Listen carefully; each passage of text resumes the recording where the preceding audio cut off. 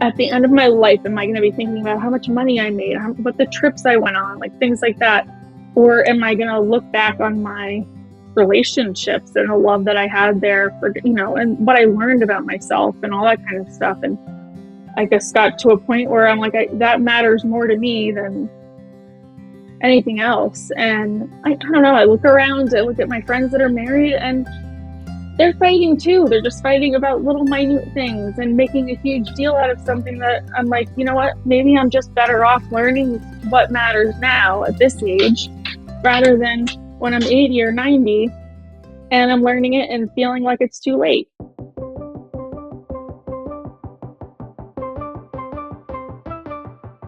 Thank you for tuning in to the Mile 40 podcast. I am Bishoy Tadros, the author of Break Barriers and Audacious, both of which are sold on Amazon. And I invite you to join me as I engage with guests to discuss those bounce back moments that we encounter on our personal journey. Mile 40 is a forum to learn about how athletes, professionals, and leaders of all backgrounds stare down moments in life where the only option is to rise up. The Mile 40 podcast strives to remind listeners that the comeback is always greater than the setback. Welcome back to another episode of the Mile 40 podcast. Thank you all for continuing to tune in.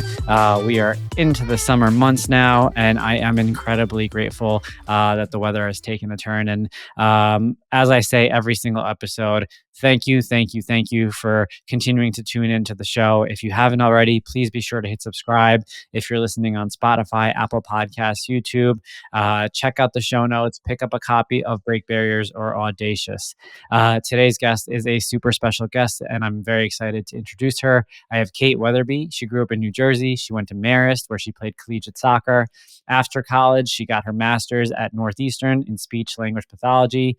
She's a mom, a wife, a marathoner, but as we'll uncover today, her journey had no shortage of peaks and valleys. So, Kate, thank you for joining me today.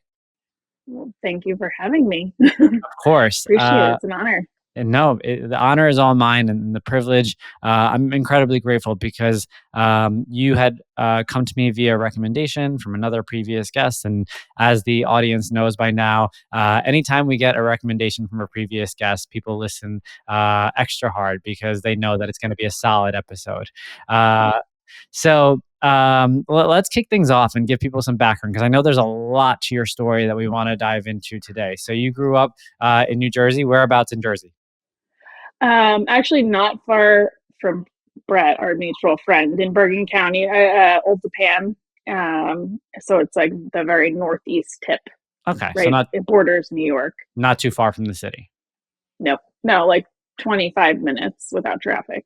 Got it. And give us a little bit of a glimpse into your childhood. Talk to me about family life. Did you have siblings? Were there any moments of childhood that, we should call out, as we kind of build up the narrative?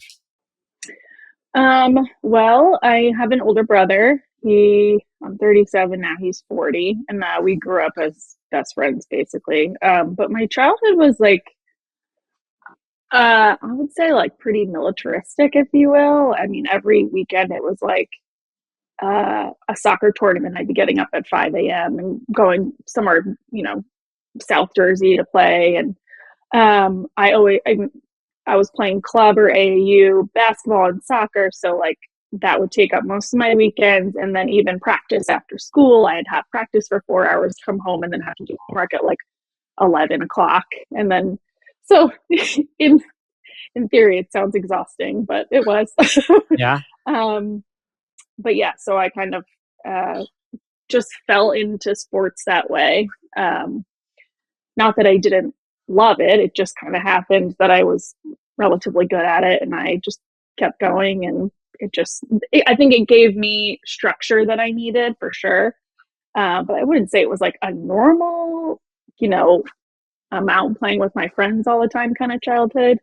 It made me tough, regimented, I will say. I think it prepared me for later in life.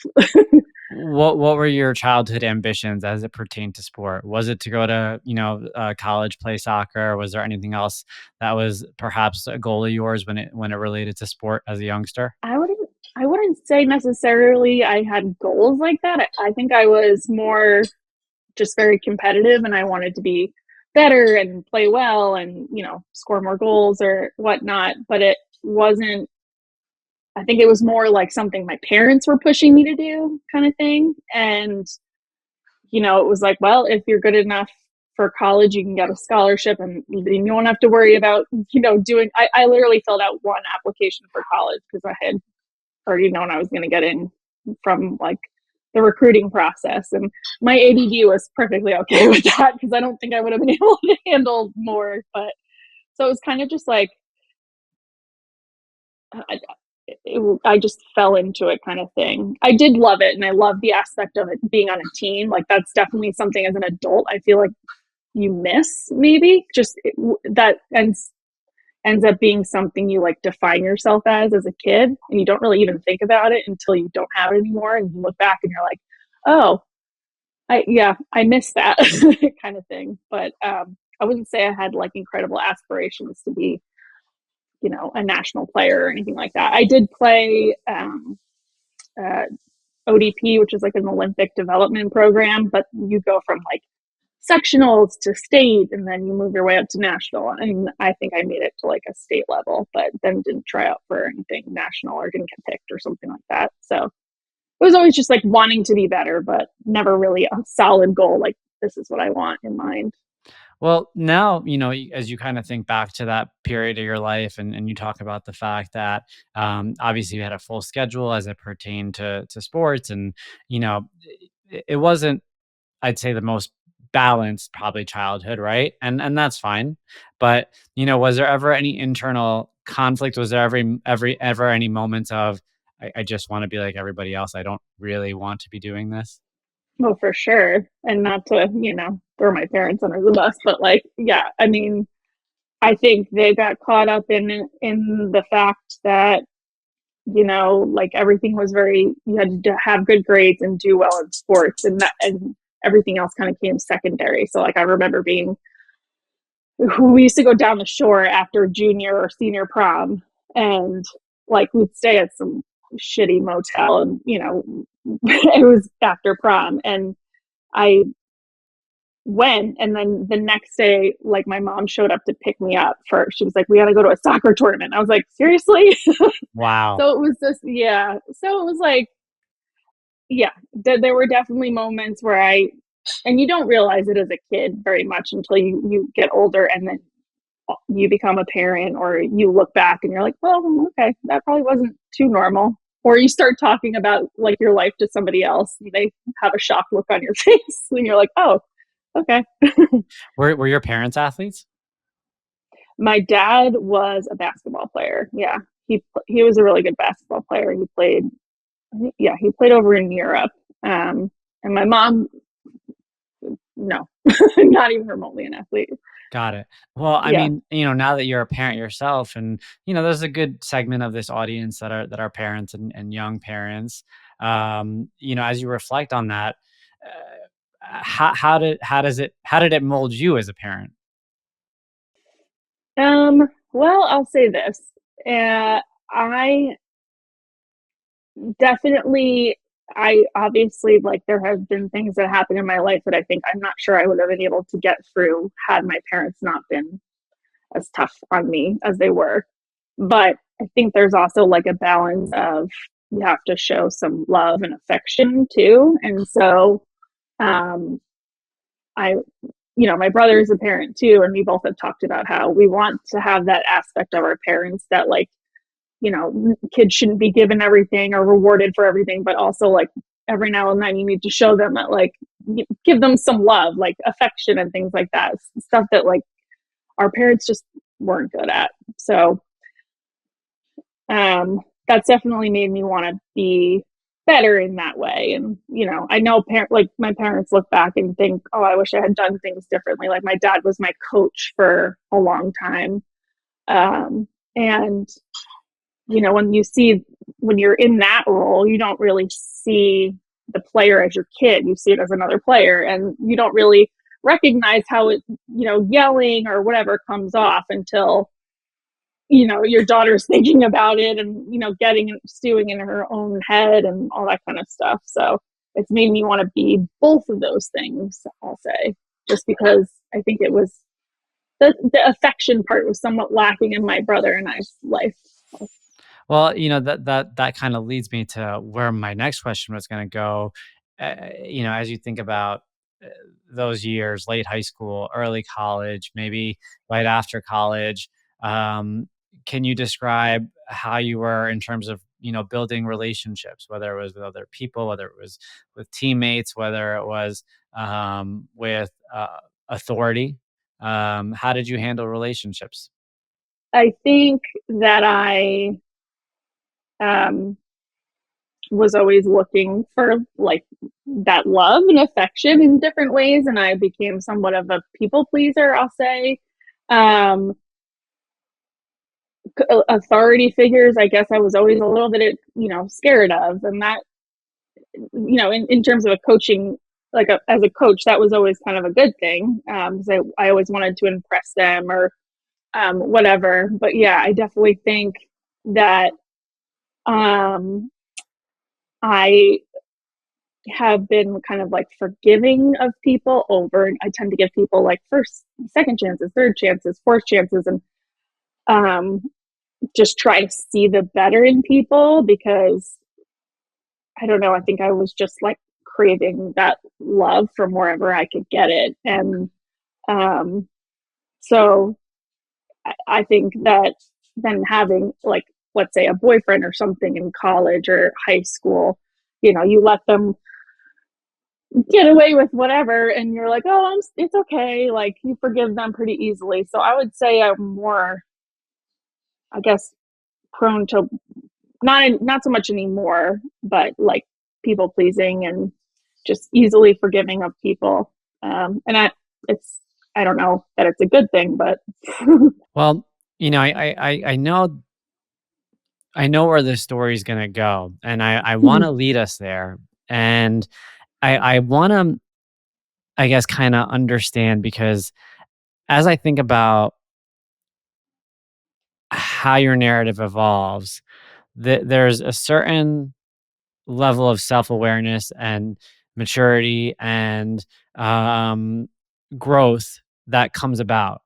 And I want to gauge, um, as you were kind of navigating those years and um, figuring out who you were as a person, was there a struggle or were you so occupied by sport and then career that it took you a while to finally maybe sit yourself down and figure out who you are and what you wanted? I mean, I think you hit the nail on the head with that. I definitely never really had time to sit back and reflect on what I was as a person or what kind of personality I had, who I was becoming. But like, um, also, yeah, like that gave me some sort, and I was always told what I should do. Everything was just, you're going to this here, like this weekend, you're at this time or whatever. It was everything was scheduled for me. And there was like somewhat of a loss of autonomy there. Like now I feel like I'm older and I can't fully make choices on my own because they were always made for me. And so I, there were things that happened later in life that I finally realized, oh, I have a choice in this. And I gravitated in the total opposite direction of what, my parents probably would have wanted or anything like that. Um, so yeah, I kind of just always did what I was told essentially. And then, um, and like I said before, like I have pretty bad ADD. And so, you think of what that was when we were younger. It was that diagnosis of a little boy in school who couldn't sit still, had to have his desk out in the hallway. But like, as women, I feel like we tend to get diagnosed later in life. And that's when I was diagnosed in my 20s. Um, but I was so scatterbrained when it came to so many things. Like I would have to, or just hyper stimulation. Like I would have to sit in front of my computer, do my homework with the music on, instant messaging, the TV on, all happening at one time. And just for me to sit there and focus on something. So in a way that like, all right, you have to be here at this time. That schedule, that regimented kind of like life was helpful for me, but I wasn't doing it on my own. It was just somebody else essentially like not It was someone forcing it on me, but yeah. it was someone instilling the structure for you, Yeah. and you And just so abided now, by it. right. And so now I'm older and I'm like, well, hell, I don't know what I want. Or I start to do like a task and I need it broken down for me step by step, because either you don't feel like you're doing it right, or you're like, oh, this is something I'm choosing yeah, I don't know. It just became hard to, when you're then an adult and you're like, oh, I actually have a choice in this. You're like, well, what do I want? I don't know. And so I think just in the way that everybody else is winging it and finding out more about themselves, especially when they go through hard things, that's probably what I'm doing. Yeah. Well, that's interesting because I think you just kind of called out a misconception out there, and the misconception is that because you made it to, I mean, look, being a collegiate athlete is incredibly impressive. No, even if that's the end of your career, and I think that getting to that phase, the misconception is, oh, you must be really structured, and the presumption must be that you must be pretty structured on your own, that you don't need outside structure. And so, your willingness to kind of open up about that, I think, is something that we can all take away from this, and kind of understand that there's still a human inside, and that Yeah. human, you know, it was you were a byproduct of your environment. Um, Well, and that also, I mean, I'll say it also went for with the ABD thing in terms of grades. So it's like, you were pretty much only labeled that if you were not doing well in school. I realize now that I created a lot of coping mechanisms and I was so afraid to like fail and let other people down that never became a thing for me. So I did well in school, but it was because I did everything last minute. I would like study 5 minutes before a test, look at a page, memorize things where they were, spit it right back out, and then completely forget it.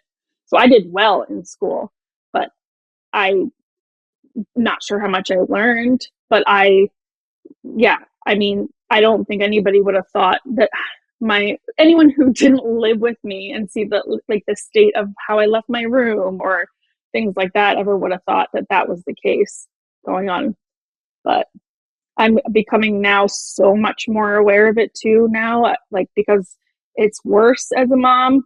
You have to like really have to try to like gain control over it, because not only are you trying to navigate it for yourself, but now you have a kid you have to do it for, and you have to just work twice as hard in my brain, yeah, just and I so mean, that at the end of the he day, doesn't feel they need it more than we do. I mean, right. that's one of the things that, as a parent, I've consistently struggled with, as well as the fact that it's not just your structure; it's their Hmm. structure, and they literally, they don't know anything beyond the structure that you instill for them, and you Hmm. can't leave it to chaos for them, because that won't work.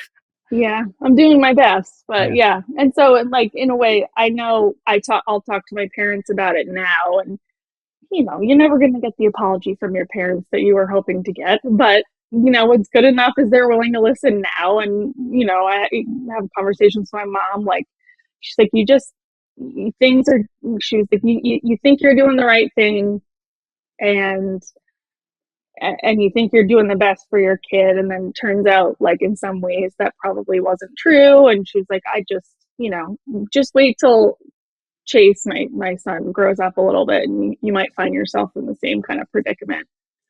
And maybe we'll see. Are you still practicing as a speech pathologist? Hmm. Okay, got Yeah, it. I work but like the medical side, I work with adults mainly. Well, always pretty much. And Uh, yeah, go yeah. ahead. Why did you decide to go down that route after college? Hmm. I'm not really sure. So my my bachelor's was in criminal justice and psychology, and then I thought I wanted to go to law school, and I took the LSAT. And even before I got my score back, I was like, I don't know if this is for me. Like, I'm pretty good at arguing, but I know law is 90% paperwork. And so my stepmom actually, at that time, she left her job in HR after 20 years because her father had Parkinson's, and she was sitting in on some of his speech therapy sessions. And she essentially was like, oh, well, I can do better than that. So she quit her job and went back to school for speech therapy. And then I was like, you know what? That kind of sounds interesting. I'll do it too. So we both went to school at the same time for speech therapy to get our masters. And I kind of just fell into it that way. I think regardless, I don't think I could have had a desk job. There's paperwork involved in it, but it's more patient based. The schedule is more flexible, I guess, if you will. It's more of a personable job. You're always in front of people. You're always having to like entertain or trick them or that kind of thing. So yeah, that was kind of how there's obviously moments of burnout, for sure, but I do really enjoy it. And also, not to, skip too fast forward, but a lot of what I learned became, a big helpful tool in navigating Matt's injury. Got it. Well, now that you kind of opened it up, let's go there. So you had been practicing for a little bit. Give us a little bit of background about Matt, who was your boyfriend at the time, how you guys met, and let's start to share this side of the story. Okay, so I grew up in Jersey, and I've been friends with the same group of friends basically since kindergarten, but we'll say high school. And one of my good girlfriends went to James Madison, where Brett went. And so they rented a house down the shore. And so some of her JMU friends came and some of her old Span friends came. And so I met him down the Jersey Shore, even though he's from Marblehead, Massachusetts. And I had just come out of another stupid relationship. And so I wasn't looking for anything. But I met him and I just he was just, adorable. I don't know if you've seen a picture of him. And just this, so I told him he was adorable, and that was it. And then he wanted to date kind of shortly after that, and I just kept pushing it off, saying I wasn't ready. And then eventually I was like, obviously I'm ready. I'm not doing anything else. So we dated for a year and a half, long distance. So Jersey to Boston, which is 3.5, 4 hours, not really that terrible. And then I was applying to grad schools. I applied to a bunch of them because I really didn't know my chances of getting in. I know it was super competitive for speech therapy. Not like your college application. Well, yeah, right. Once I was medicated, I'm like, okay, I can take this on. And it was also something I reached for on my own. Granted, one of my parental figures was doing it, but it wasn't like anybody was telling me to. As a matter of fact, they probably would have wanted opposite for me. My mom would have probably pushed for law school or whatever. So I reached for it on my own. And I think maybe all those applications were just sort of a way to prove to myself, all right, this is something I want. Work really hard to get it and see if it can happen. And I got accepted to Northeastern, which was at that time probably a bit of a reach just because their speech program is competitive. And so I moved to Boston in 2012 and did that. And then it was 5 years into Matt and I dating finally when we were okay, let's move in with each other. I didn't want to move in with him right as I was moving there. I was that would be too much. I'd be asking. Yeah. So we moved in together in 2016 in this great little apartment in Boston in the South End. Loved it. It was a great time in our life. And you could feel it sort of getting closer to the next step. And actually, he was supposed to propose to me the week that he was injured. Did you want me to get into that now? Let's talk about it. So what happened that week? So It was a Tuesday. It was 2016, and in June 7th. And I was just hanging out at home, coming home after work, and then he played in a pickup basketball league in Cambridge. And I remember him calling me before, and I was like, don't go to basketball, don't go, just stay home. I don't know why I said it, but I remember saying that. And he was like, oh, I'll be quick, we can do something after. But like, he was like, can you put in something in the oven, like spaghetti squash or something? He wanted me to cook, and I never did. He was always the cook. So I did that, and then not like maybe a half hour to an hour-ish later, I got a phone call, and it kept breaking up. So like the service was awful, but I knew it was somebody calling from Matt's phone. Like, why is he calling me? He's supposed to be playing. And they were like, finally got in touch with them, and they were like, hey, Kate, like, Matt got hurt. And I was like, what do you mean? I was like, is he breathing? They were like, yeah, he's breathing. They were like, but it's bad, you might want to come here. And I got in my car and said, I don't know if you know Boston well, but I went from the South End to Cambridge in probably 5 minutes. I ran every light. I beat the ambulance there. So I got there, and he was just laying on the floor in the gym, and everyone was just standing around him, like, not knowing what to do. And I walk in, and the first thing I did was just start screaming, like, what is happening? So I guess he was dribbling towards the basket. They were playing on racquetball courts, so the basket was on the wall, and the wall was out of bounds. So he was dribbling towards the basket, got tripped, went head first into the wall, and didn't break anything, just tore ligaments, but that was enough to like nick the spinal cord. And so he was immediately paralyzed from the shoulders down. And I could tell, I knew like his limbs were just totally swollen and hot to the touch. And he was having a really hard time breathing. And he thought he was going to die, because he was like, call my family and tell them I love them, essentially. So they got him on a stretcher, and we rushed to MGH. And I think to this day, I still shudder at the sound of an ambulance siren a little bit. But then he spent the next 3 months, 2 months, I think 2 months in the hospital.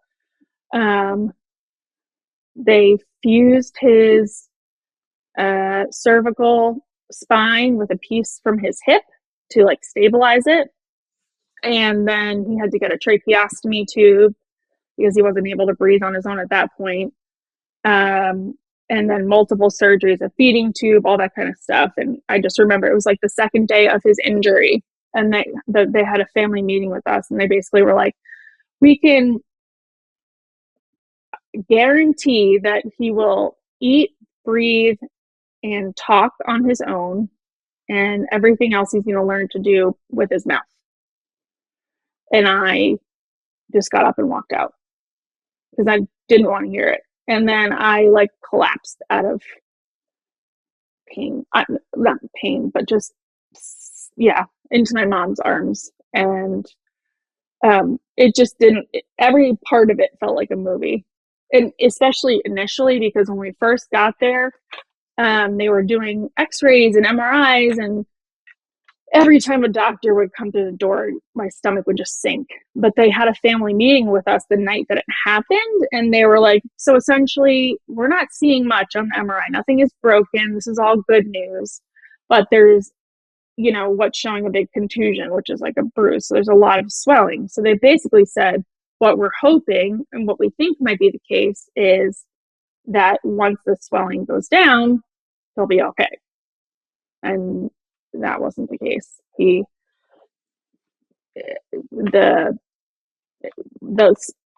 signal from the brain to the spinal cord, or the spinal cord to the rest of the body, he just remained paralyzed from C3, C4 level. So you're down. Mm-hmm. And then he was in rehab for like 3 months, in acute rehab.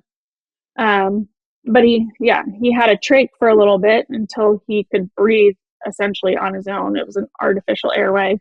So I couldn't hear his voice for like 2 months either, because it was, not capped.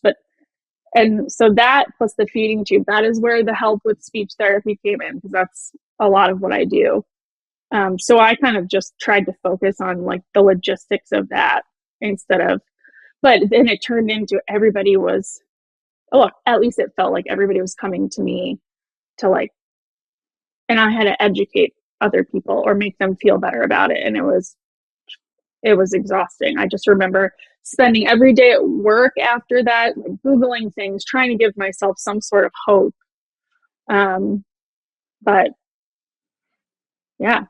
And you were 29 at the time, right? Around there? Because you said you're 37 now? Yeah. I was 20. I was 28. Wow. Matt was 28. It was 3 days before Matt turned 29. So he had surgery on his birthday. Yeah. Yeah.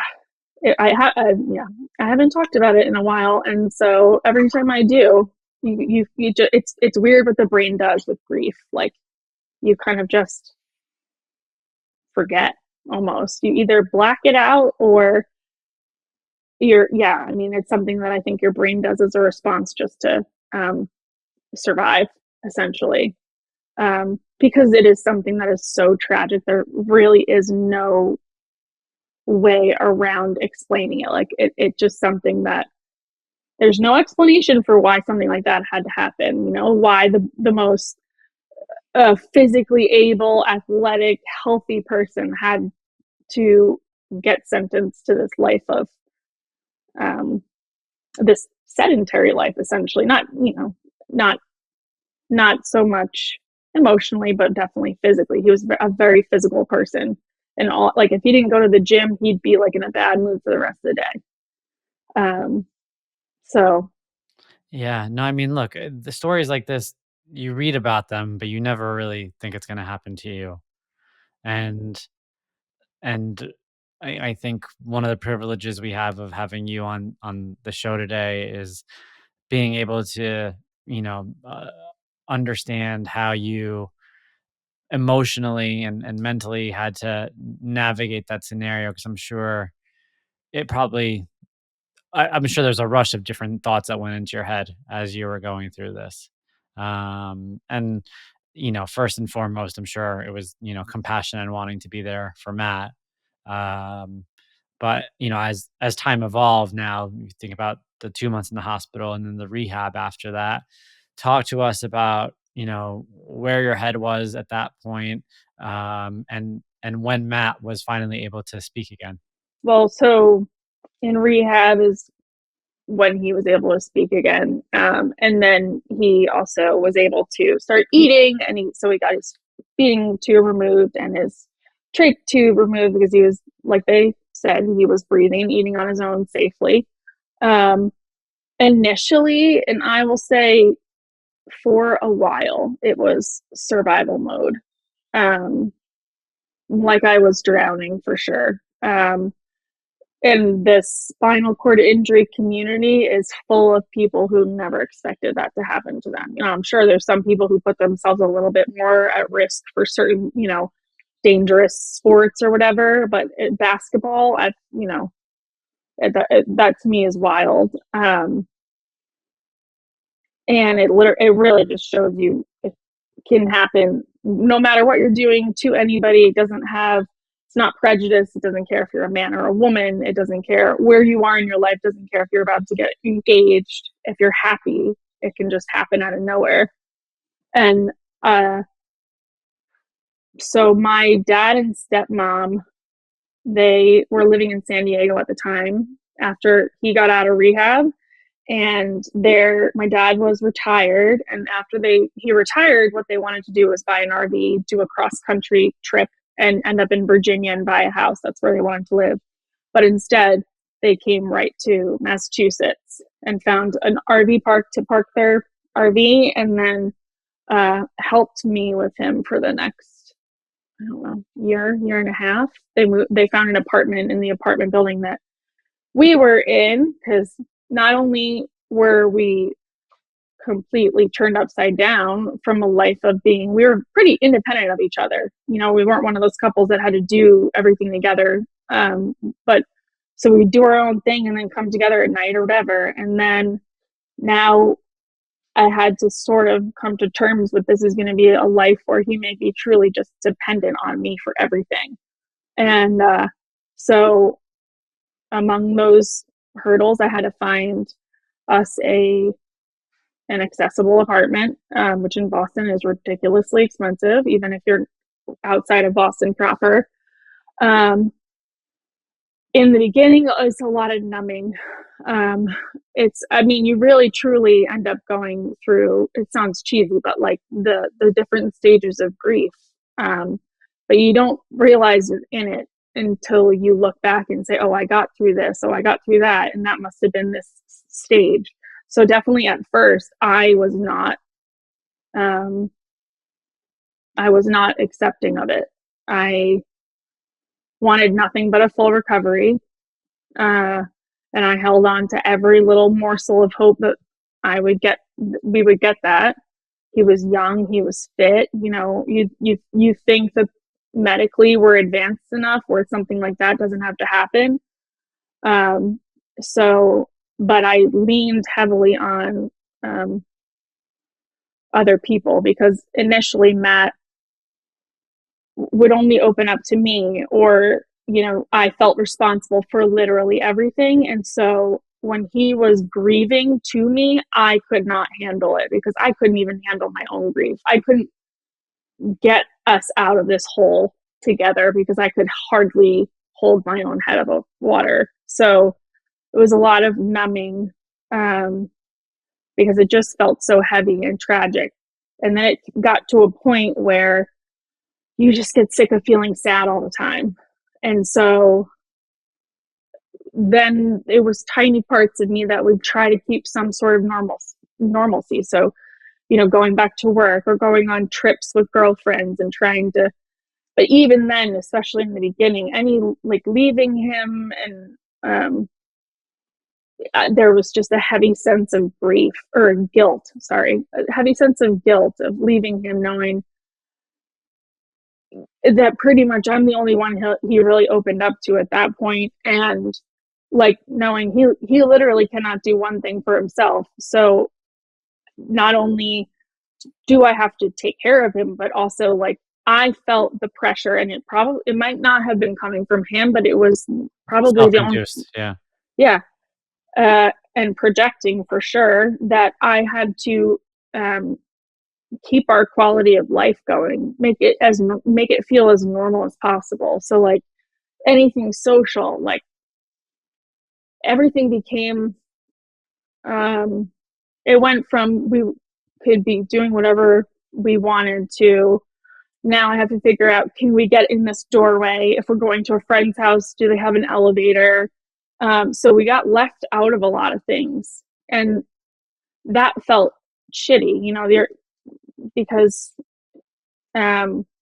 everyone always says, oh, whatever you need, we're here for you. And then when it comes down to it, you know, it just felt like, yeah. And so I went through that stage. So, you know, the unaccepting, where I was researching all these different things, asking for help, and, you know, working with PTs, and they would, you know, and then it was, all right, let me distract myself.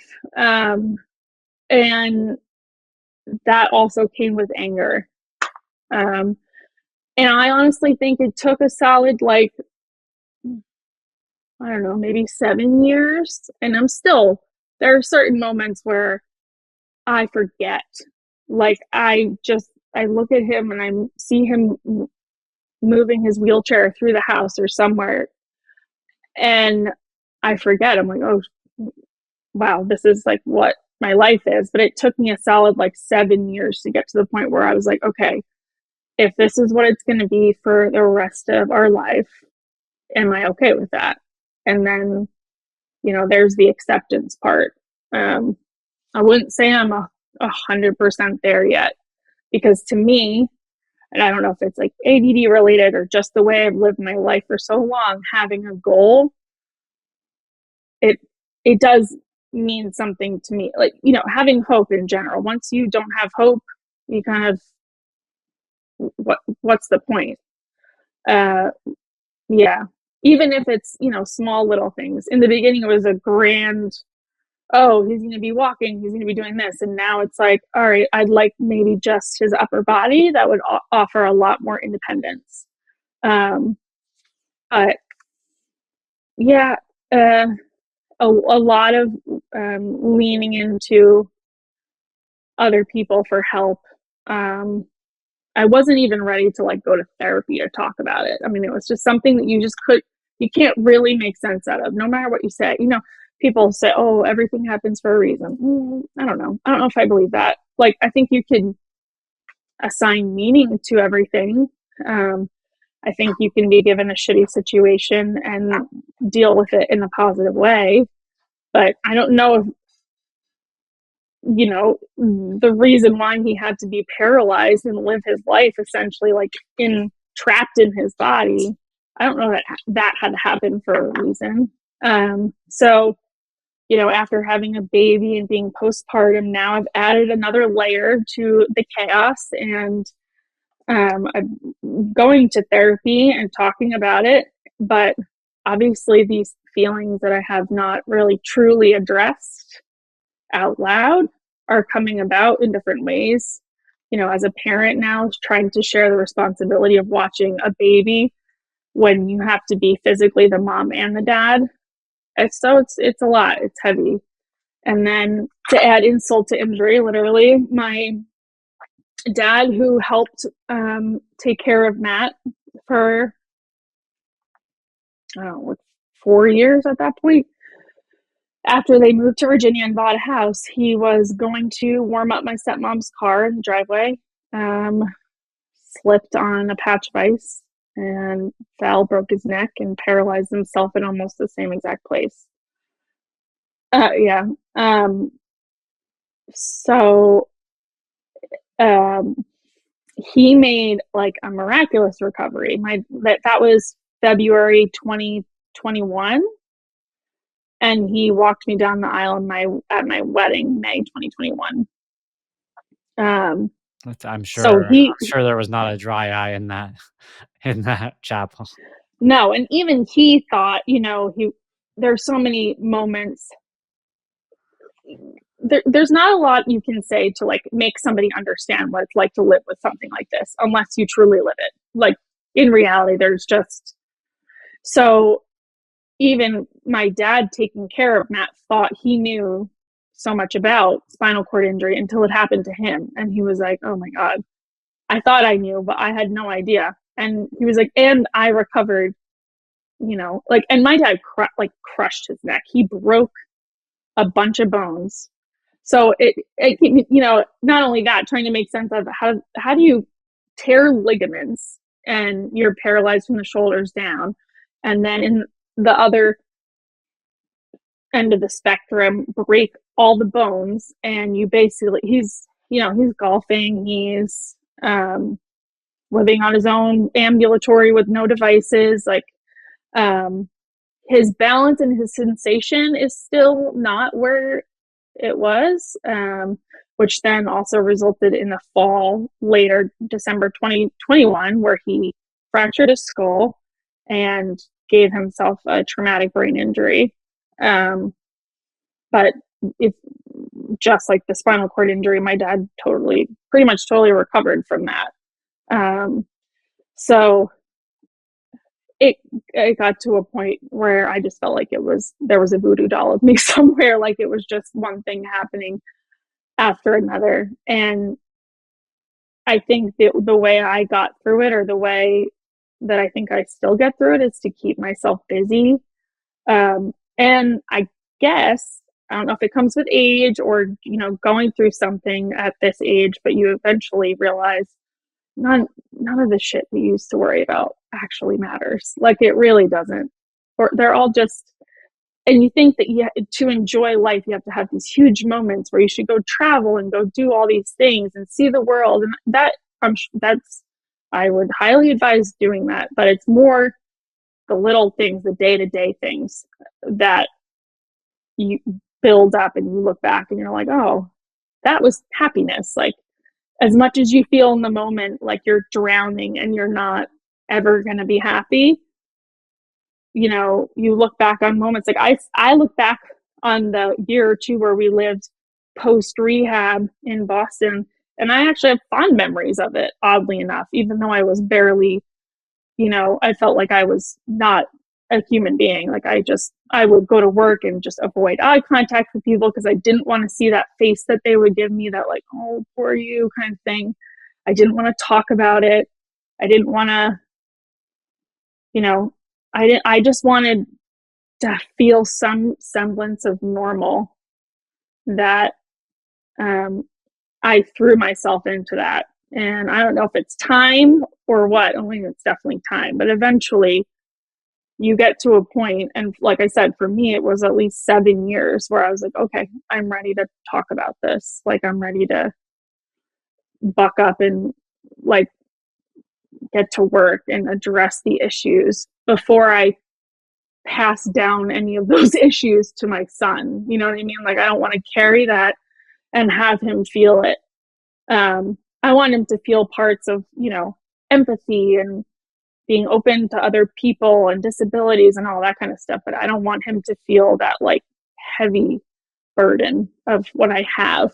You know, I just want him to be a normal kid in the best way, you know, in the only way I know possible. And who knows how that's going to be. He's 8 months old. So it's literally just, you're just keeping him alive at this point. But hey all, it's me, Bishoy. As a marathon runner and endurance athlete, I've come to understand the importance of properly fueling your body for preparation and recovery. Every day, you get a shot at success. How you start your day typically paints a picture of what the rest of the day will look like. Start your day with a super convenient, healthy, and delicious nutritional win. Meal 1 by Creatures of Habit. Overnight oatmeal packed with 30 grams of plant-based protein, chia, flax, and pumpkin seeds. Vitamin D3, omega-3s, a probiotic, and digestive enzymes made in under 1 minute. Stop wasting time or worrying about what to eat as your first meal of the day. Start with meal 1. Visit creaturesofhabit.com, creatures spelled with a K, and use code MILE40 for 15% off a one-time purchase or the first subscription order payment. Wow. No, thank you for opening up about all that. I know it's incredibly difficult to relive some of it, and I did not know about your father, and to hear that it's just another testimony to the fact that, you know, as humans, we never really know what other people are going through. And, you know, like you said, like, given your father's involvement with Matt, you may have thought that he was someone that might understand what Matt was going through until he went through it himself and realized it was, you know, a lot worse. And, you know, I think that speaks to a lot of different situations and scenarios of adversity that, you know, go far beyond this show and just kind of go to just life in general. We never really know, you know, what people are going through. And we don't know the pain that they carry, not just physically, but also inside. And you know, you had to go through your own grieving process, as I'm sure Matt had to go through his own process, you know, as he had to kind of come to terms with what reality was for him. And I wanted to ask you, just so we have an idea of the timeline of everything. Did you know at the time that Matt was close to proposing, or is that something that you found out afterwards? I found out afterwards. But I had, he's, love him to death, but when it comes to like stuff like that, he's a little socially inept. So I felt, you know, like we had lived together, we'd been together for 5 years. And then there was a weekend where he invited my parents to surprise me. And, you know, you're at that age. And then, you know, I saw like a jewelry bag, and and so I assumed it was happening, and he had he just had no intention of doing it. It's just, you know, and of course it's my mind racing, you know, it's something you want. But he told me afterwards that that's what he was going to do. So his sister had to come. I think he had the ring. I don't know. His sister had to come get the ring from him. because his goal was eventually, I want to do this with my own hands. And then that didn't happen. But his plan was to propose at this little park right near our apartment that we loved. So he did it in a different way, and it ended up being like 2 years later. So in 2018, he did it. Our big thing is Memorial Day weekend for some reason. That's when we met in 2011, Memorial Day weekend down the shore. And then he proposed to me Memorial Day weekend 2018, right after I did the marathon, where I pushed him essentially. I think it was right after. And then we got married Memorial Day weekend in 2021. So and we were supposed to get married in 2020, but then COVID happened. So that got pushed back. So, yeah, I know. Well, I forgot where I was going.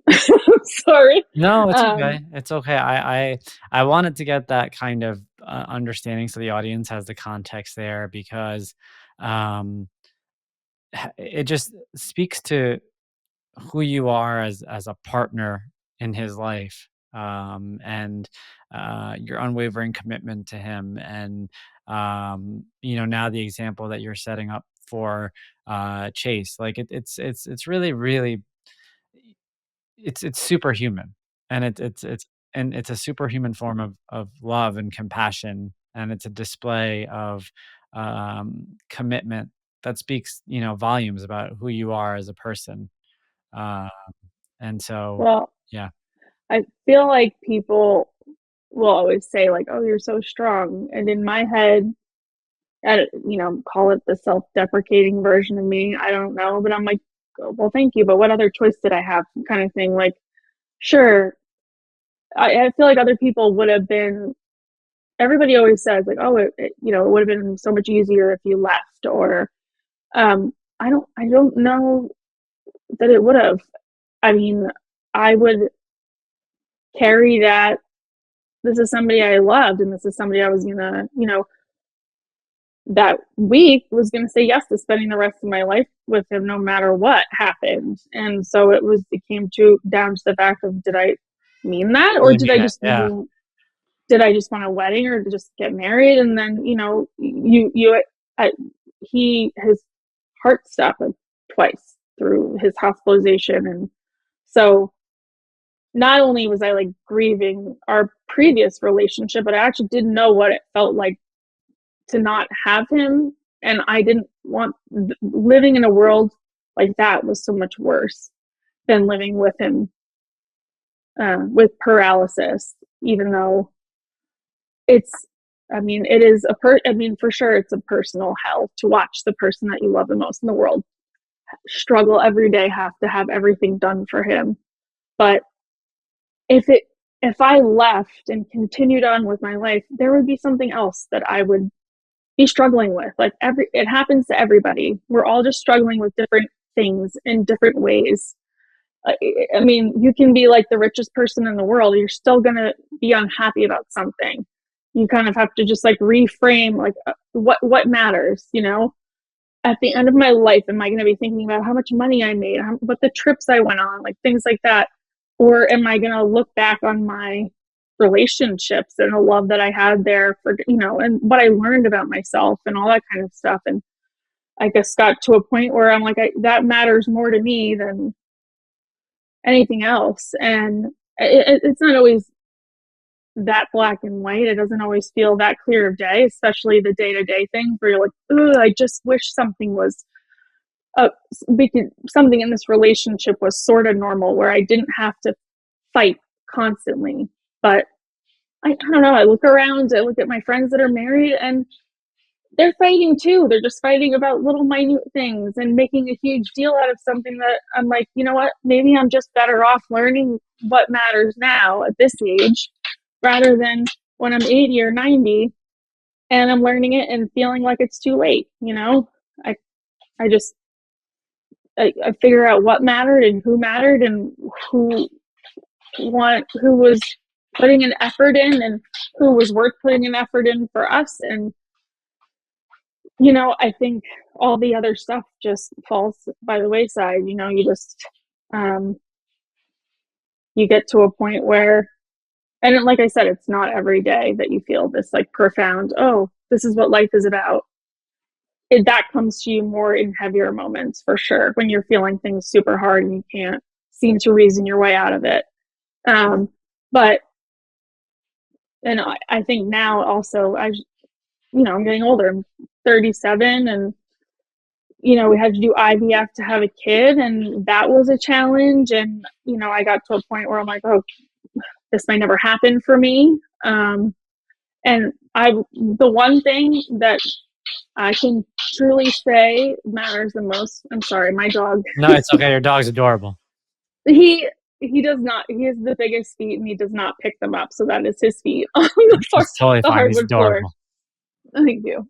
No, I mean, you're giving us a really, really important reminder about perspective, right? Like, I think it's really always easy to look at the other side and think the grass is greener, right? And there are multiple reasons why even someone who doesn't know you could hear your hand and think, you know, it's got to be better on the other side. But then hearing you speak to it, you're so, so, so right, around the fact that, you're in a beautiful place because it's where you are and where you belong, and it's where your home is, and it's the home that you created, and it's the life that you created with Matt, it's the life that you're building, and that's a lot more desirable than a life that other people think that you should have, because they think that another image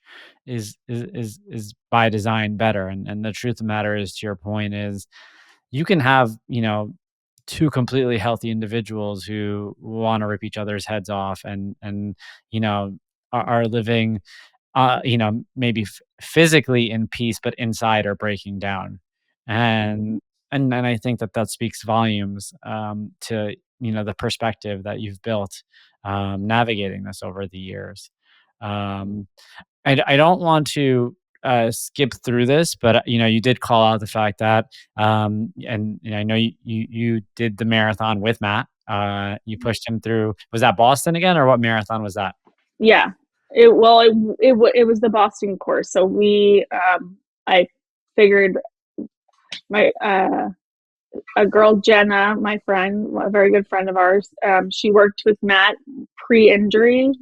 Like they did sports marketing and charity work and things like that. And it was her and I were talking at a bar one time, and we kind of came up like I said, I need to do something. I want to, it's got to be something that we can bring an awareness and give myself a goal to work towards. And 2017, I actually ran Boston for the rehab that he was staying in. So I had run it once. And I was like, I want to do it again, but I want to do something really cool. And I said, what if I pushed him? And so we applied to try to get in as a duo team, but I think there's only they allow only six.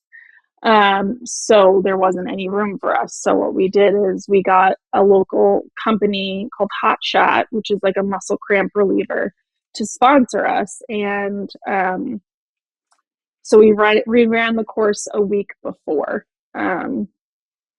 by ourselves, but it was almost like kind of a Forrest Gump thing. It was like we put it out there. If you wanted to join in, you could. I had friends that came up, and my best friend ran 20 miles of it with me, and people were watching along the way. We got police escort from Hopkinton to Boylston Street, and they actually, when we came in through the finish line, they shut down Boylston Street for us, which was one of the cooler things.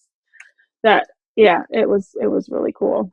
Um, yeah, but I remember what I was going to say before. To go back to the what I was talking about before, with not knowing whether or not IVF was going to work, I really leaned in. I love the one big thing that means the most to me is family, and I always wanted a family structure. If I couldn't be close to my family, I wanted my own. And so that was another goal for me to reach towards, just like the marathon. That sounded like I'm have to be out of my mind to try to train for something like this. But you know what? Let me just do it and see. You end up finding out not how much you can put yourself through, and how much your body and your mind are willing to go through, when it feels like you don't have any other choice but to rise above it. I guess I could wallow in it, and for sure I definitely do. There are times, but I wanted to use it as a way to feel like I had some sort of control over my own life.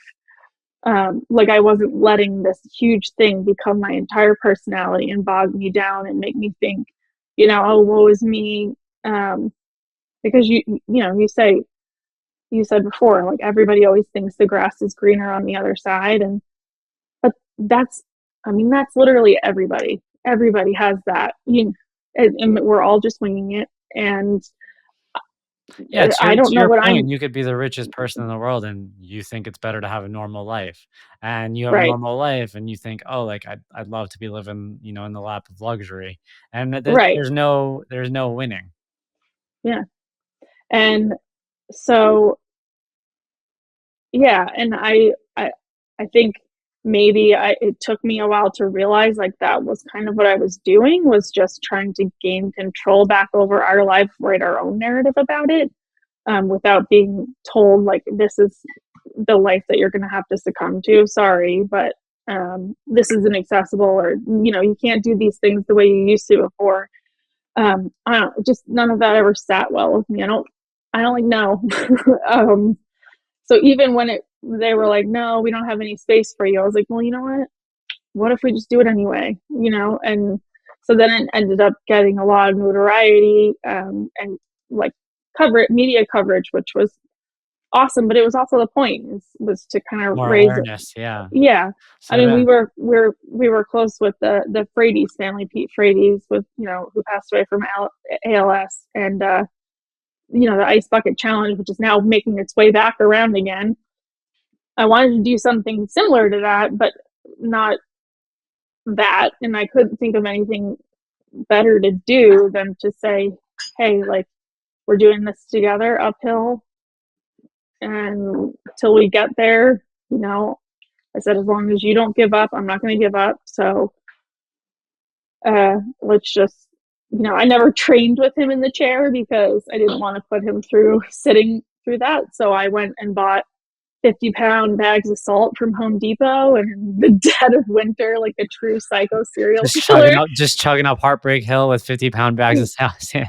Exactly, listening to Stephen King's It on my audio, but like it was just a whole Amazing. new level of psycho in like I love it. I 20 love it. something It's degree such a weather. powerful image that like I just kind of have in my head right now of it's like a Rocky moment. But it's so powerful and it really speaks volumes again to who you are as an individual, how you were built. Um, and what's funny if I think about it to the beginning of this podcast, and we were talking about how structure was created for you and then I think about you training for something like that and what kind of structure it takes for you to create for yourself in order to commit to something like that. That's not your average, as someone who runs marathons and trains, that's not your average training cycle. No one's out there buying sandbags to train Right. for marathons. And so um, I, I feel incredibly privileged and honored to have this conversation with you.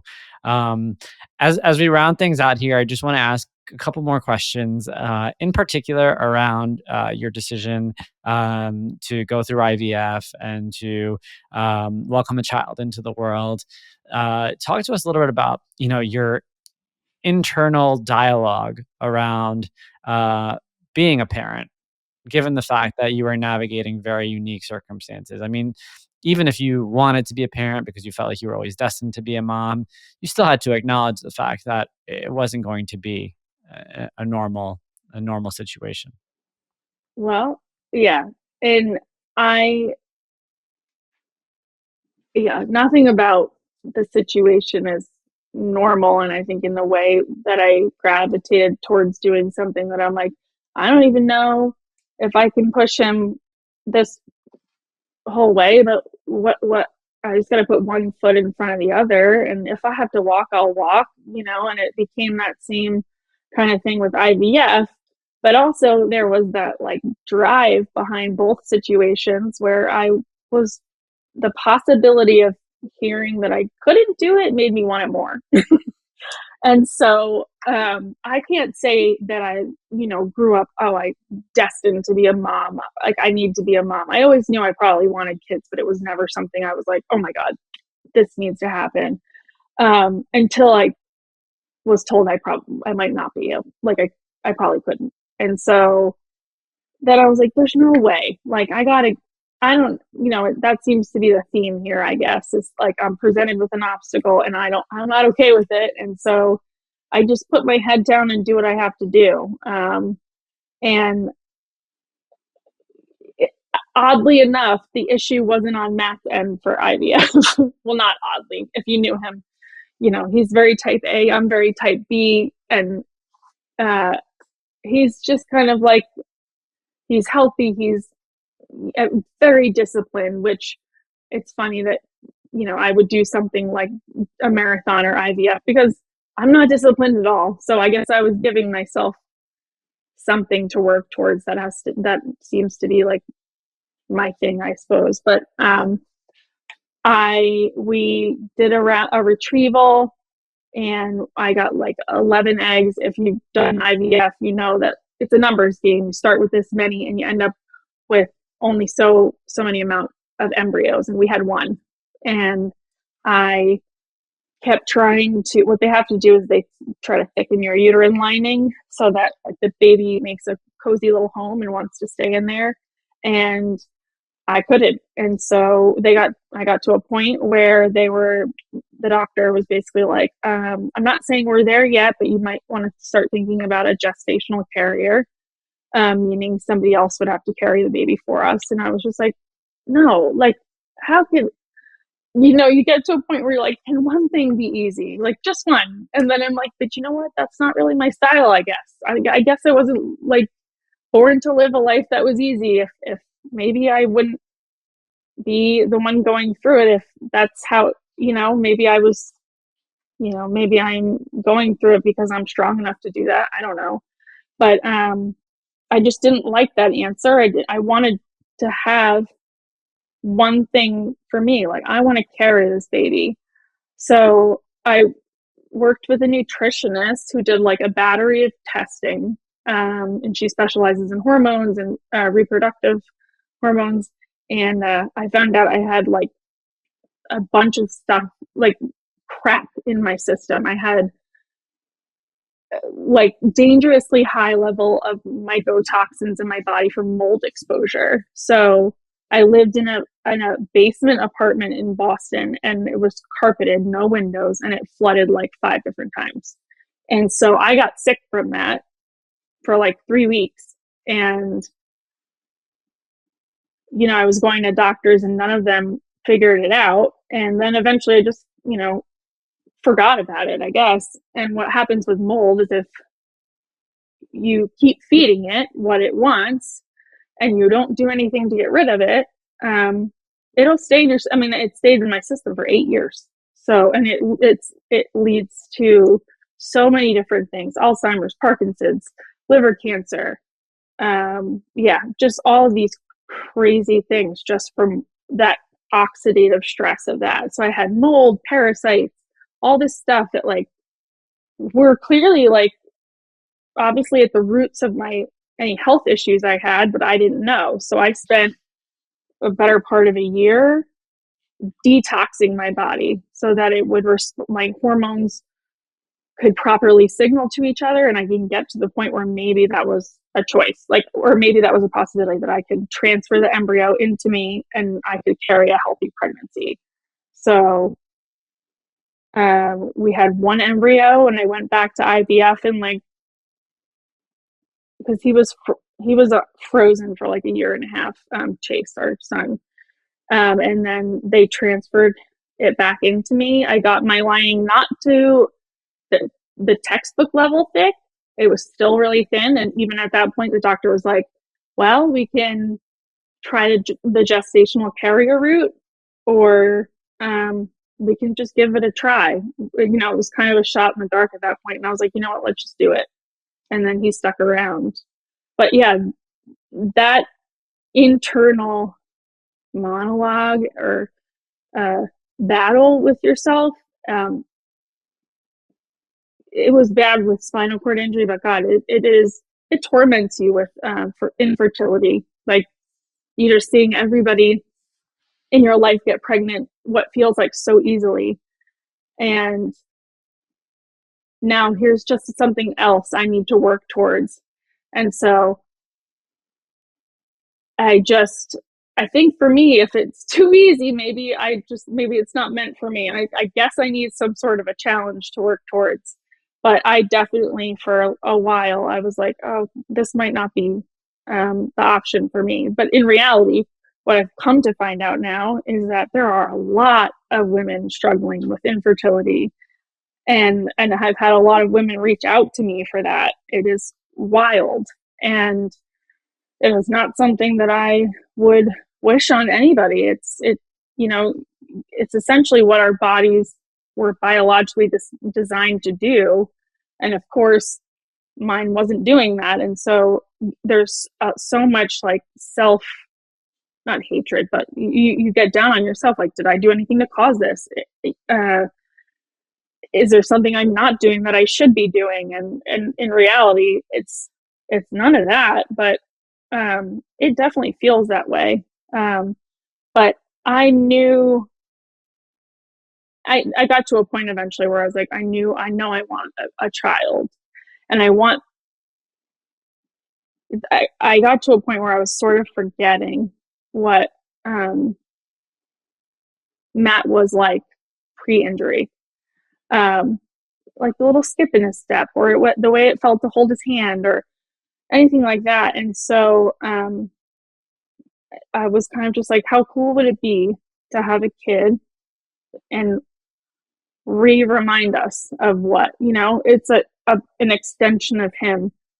And like the amount of things he can teach this kid, I don't know. The thought of bringing up a kid in the world today is terrifying, but not so much when I have Matt as the father of my kid. You know what I mean? Like, I just think that was the role he was meant to play. This is going to be the biggest role in his life that he has. He's done so many great things since his injury, but I just feel like there's nothing better than a dad who's wholeheartedly invested in their child, because he can't be that way physically, so he's had to just restructure everything. He has to be present. Yeah. Listen. Yeah. And it's the same thing with our relationship too. I mean, obviously I loved him before, but I love him even more now because he's just totally changed as a person. He never really had to develop much of a personality. Girls just kind of came to him. Now that's his soul, that's what he has to offer. He's funnier. He's more empathetic. He's understanding. He sees things in a different way. He wants to give. It's just, and some of that comes with age, but a lot of it, I think, has come with experience, struggles. Yeah. No doubt about it. I mean, again, it just speaks to how much a lot of us take for granted and don't realize until we find ourselves in incredibly difficult moments, and then we realize what's really important.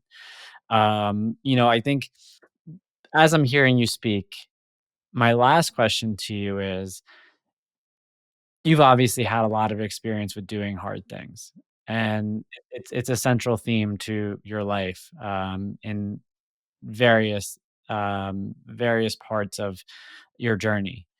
Now that you have a child and you're raising this child, and eventually you're going to have conversations with them, and eventually you're going to have to help implant a philosophy on life.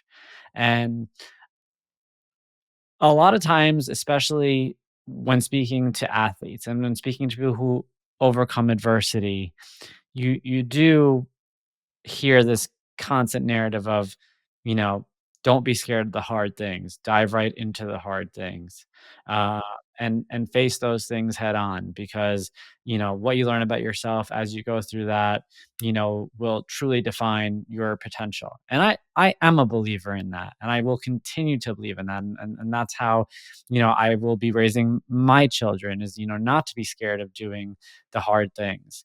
Um, However, one of the difficulties of raising a child is, you know, teaching them that concept at a level that they can grasp, because, as you're raising them, they're used to life being kind of like handed to them, and you're there and you're their caretaker and you are their world, and you light up their day. And so I guess a little bit of me is talking in circles right now, but I just feel like you're the right person to be having this conversation with your child one day, and you're the right person to help us as an audience understand how to navigate the balance between um, facing hard things head on, and instilling an understanding to the next generation about why we shouldn't steer clear of adverse and difficult moments. So, talk to me a little bit about how you anticipate having those conversations, down the road. Well, I'm not too sure, but um, it's funny because I can't speak for much because I this is my one and only kid right now, and he's 8 months old. So, like I said before, keeping him alive essentially was my job.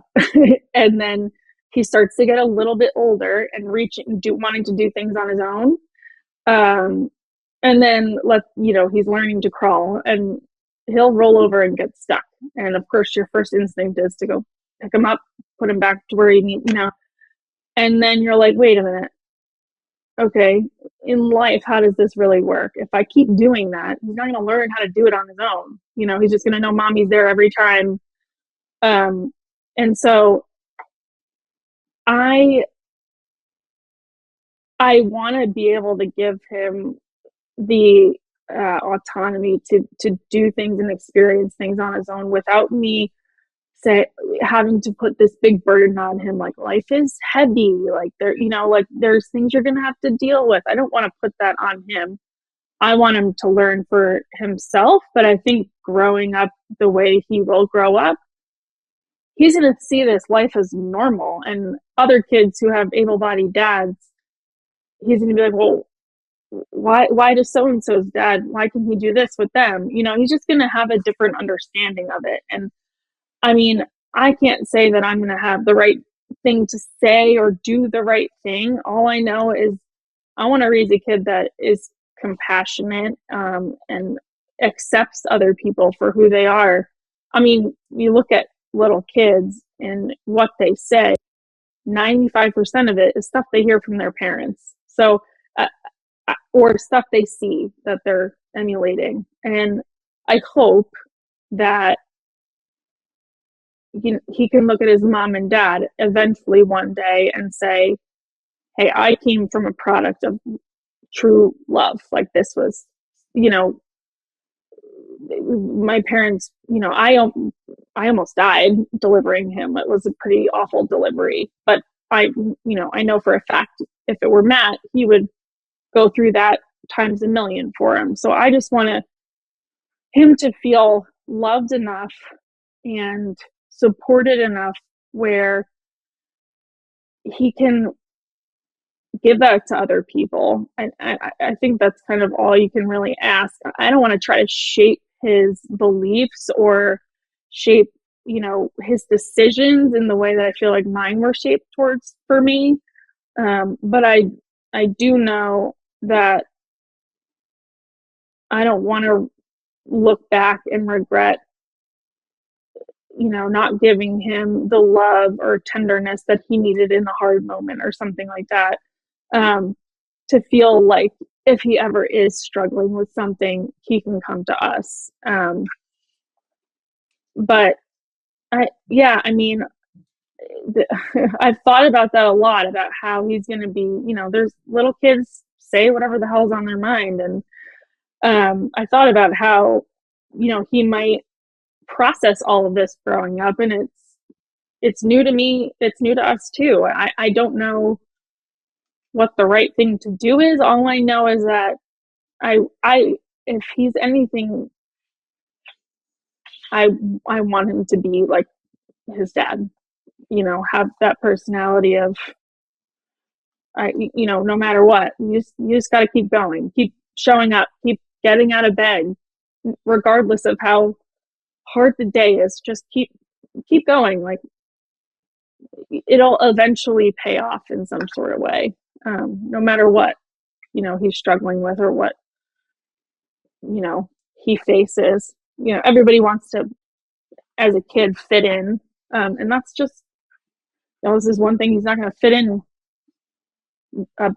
for or with. And I just hope we can get to a point where he can say, oh yeah, that's my dad, and he's in a wheelchair, and here, let me tell you about it. Or, because as a baby, he thinks it's the coolest thing ever. He's playing with all the gadgets and all that kind of stuff. But I'm sure, just like every other kid, we'll get to a point where, that'll fade a little bit.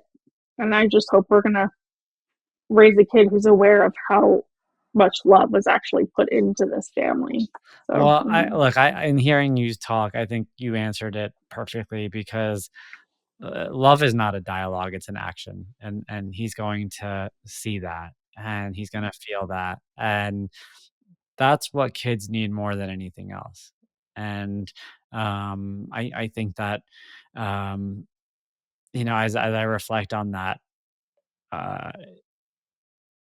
he's incredibly lucky. Like, he's incredibly lucky to have you guys, and to have that perspective that so many of us don't have.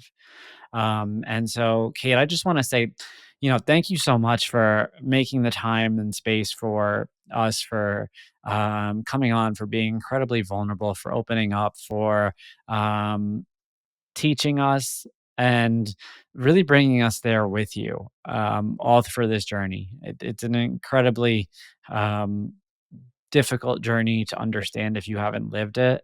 And it's because of individuals such as yourself who are willing to really bring us in, that I think we as an audience are fortunate to draw these perspectives, and understand how to navigate difficult moments. I just want to say thank you for coming on today. Well, thank you for having me. I mean, I know I know you said you're talking in circles. That tends to be how I feel like I am doing, but I very much appreciate you reaching out and giving me the outlet to do it. And, even something like this is making me more aware of certain things that I want to be conscious of, raising a kid in a world that is not made for him, or made for his dad, really, and yeah. Got it.